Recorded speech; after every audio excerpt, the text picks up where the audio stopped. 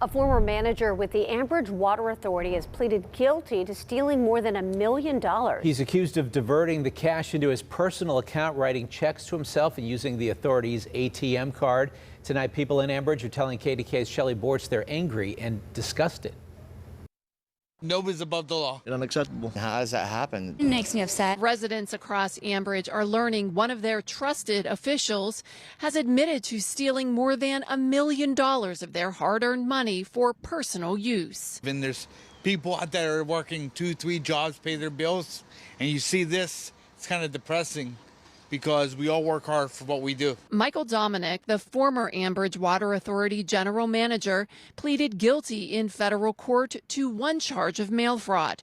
The 44-year-old was accused of defrauding the authority of approximately $1,073,185 between January of 2020 and August of 2022. I pay my water bill, and the rates have gone up too, and sometimes it's hard to pay some of the water bills with how expensive they are. As the manager, Dominic was responsible for overseeing the daily business and finances of the authority, giving him access to the bank accounts and payments.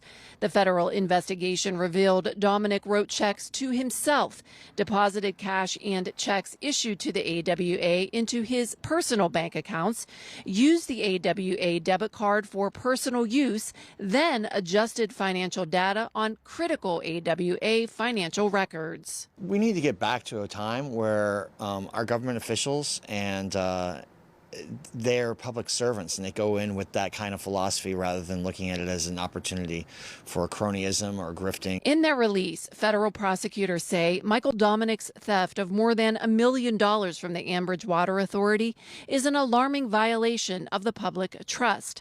We reached out to the Water Authority today for comment. Current General Manager Nate Protzman says, in part, his employment was terminated and the information was turned over to law enforcement. As the sentencing in the case is still pending before the court, the authority at this time has no further comment. Dominic will be sentenced in February of next year. He faces up to 20 years in prison, a fine of up to $250,000 or both. Reporting in Ambridge, Shelley Bortz, KDKA-TV News.